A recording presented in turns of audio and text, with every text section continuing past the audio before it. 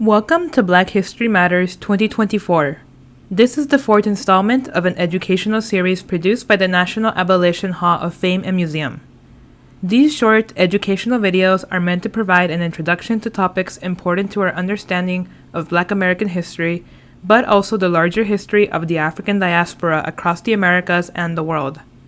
I'm pleased to welcome you to today's episode, All Power to the People, the Impact of the Black Panthers in the United States.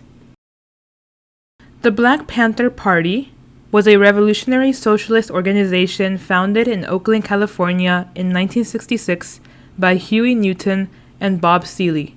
The party emerged as a response to police brutality, systemic racism, and economic inequality faced by African Americans in the United States.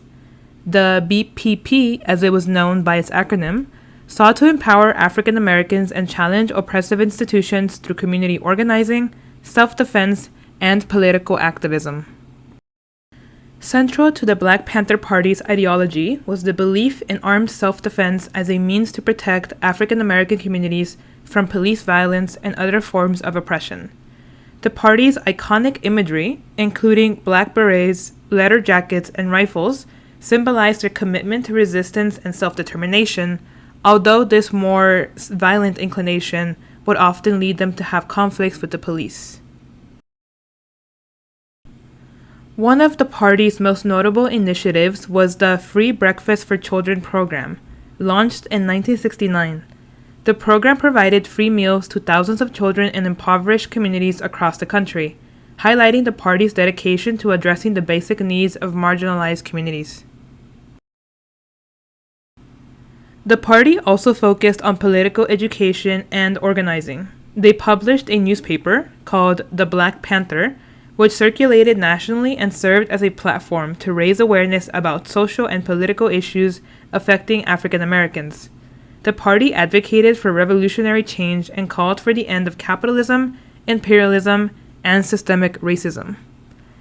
Interestingly enough, these qualities of anti-imperialism also often connected them to movements across other continents, such as the Tricontinental Conference, which united people of Africa, Asia, and Latin America, with those in the United States working through the Black Panther Party. Prominent figures within the Black Panther Party included Huey Newton, who served as the party's Minister of Defense and was a key intellectual and leader, Bobby Seeley, who was the co-founder and chairman of the Black Panther Party, and who played a pivotal role in organizing and mobilizing members. We also have Eldridge Cleaver, who was a prominent writer and activist who served as the party's Minister of Information, and Kathleen Cleaver, an influential figure in the party who served as a communications secretary and played a key role in spreading the party's message. The party faced intense government surveillance and repression, including infiltration by the FBI's counterintelligence program, which was also known by its acronym COINTELPRO. And this infiltration sought to disrupt and dismantle radical political organizations like the Black Panther Party. The party's confrontational stance towards law enforcement and government institutions often led to violent confrontations and legal battles. This tension between the government and the Black Panther Party is visible in the movie Judas and the Black Messiah.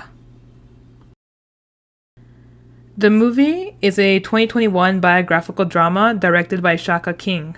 The film follows the story of Fred Hampton, the charismatic chairman of the Illinois chapter of the Black Panther Party, and William O'Neill, an FBI informant who infiltrates the organization to gather intelligence.